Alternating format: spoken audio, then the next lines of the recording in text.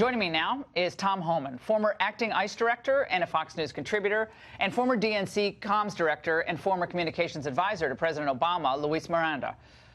Tom, besides the wall, what other legislative fixes must Congress do?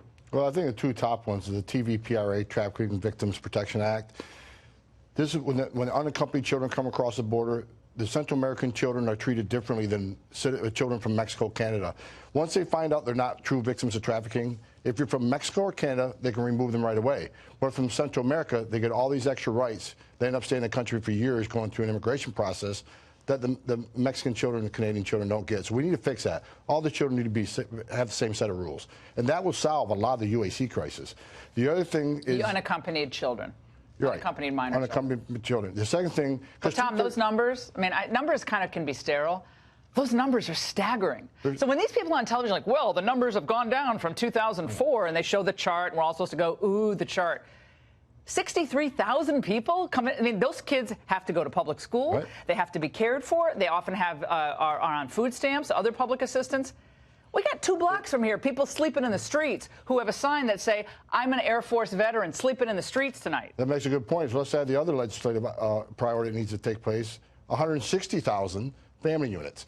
Now, what we need to address there is a Florida settlement agreement, because a Ninth Circuit judge ruled that we can't detain families for more than 20 days. Now, back in FY14, when we first started family detention, we had these hearings within 40, 45 days. And once we filled planes up with 90% that lost their hearings, the numbers went down of the illegal crossings. But some judge in Ninth Circuit says, no, you can't detain more than 20 days. Exactly. Which means they get released. And that's why there's a surge of family members right now, because they know they won't be detained. They get released into the public. Many don't show up in court. And even if they show up in court and lose their case, which 91% lose their case, less than 2% leave.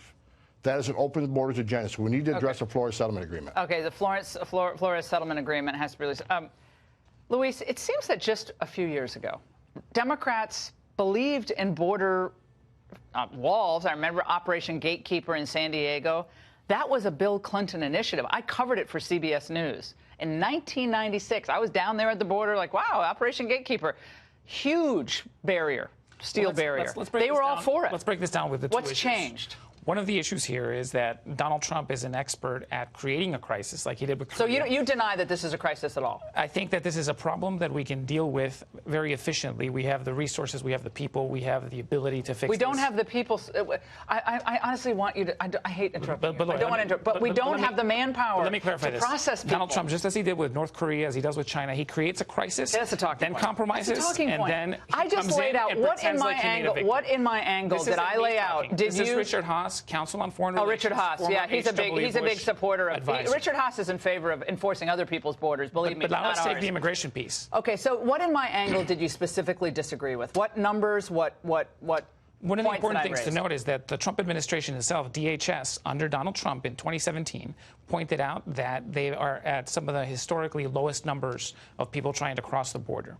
Now, there does seem to appear to be a surge in October and November, but we're not by any means at a crisis level. This is a situation that, yes, we need to do more to work with the 3 countries of Northern and Central America, Honduras, Nicaragua, and El Salvador, to make sure that we're identifying ways to, 1, reduce the violence there, fight some of the criminal organizations, and perhaps work with them to establish points where we can help with these people so that they can request asylum from there. So 400,000 people crossing our border is not a. I just have to understand that. I just have to understand. I know you are well-intentioned, and I think you want a solution to this. I get it. But how is it not a bipartisan issue when 400,000 people come into our country illegally every year? How is that? I don't care if it's down from 1.2 million from 5 years ago. That's bad, too. But 400,000 people, they have to go to public school. They use our infrastructure. They get a range of benefits. Plenty of border security. We have more than 16,000 Border Patrol agents right now. We have drones flying, and we have more than 700 miles of fence. What do drones do to pay for a kid's college, high school education? Drones don't arrest people. Look, the same people that claim there isn't a crisis on the border claim there wasn't a caravan. And we found out differently, didn't we? There's a crisis on the border. 2 children have died.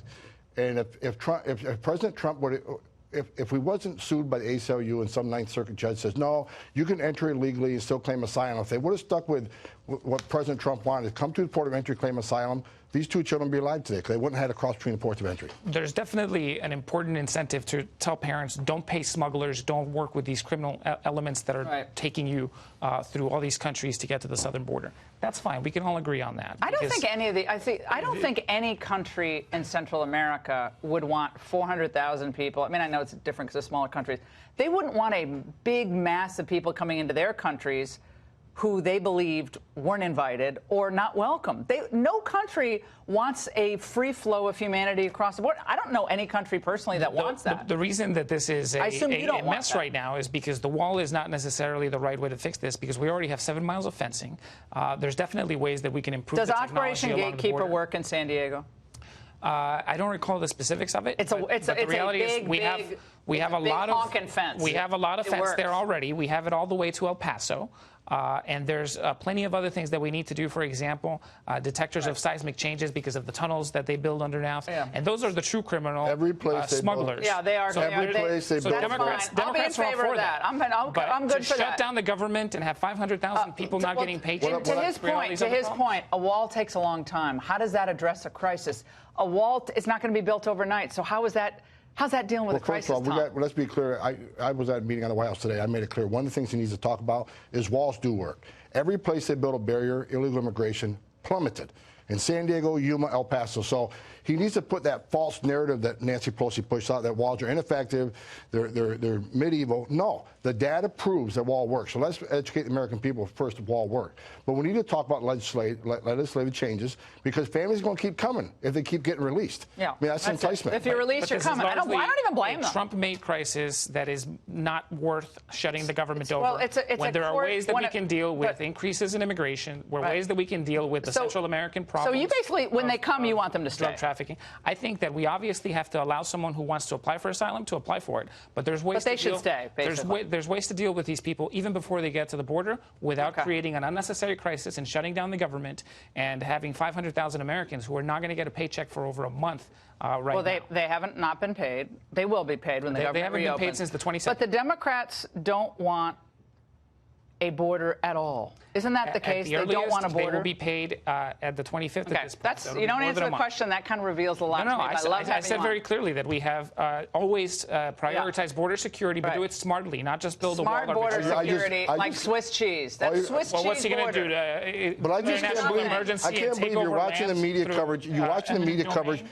You're watching the media coverage on TV, but you're going to say that Trump invented this crisis. It's just not. This has been worked on the same side. All right, guys, we're out of time. We got to go to the next reader. All right, thanks, you two.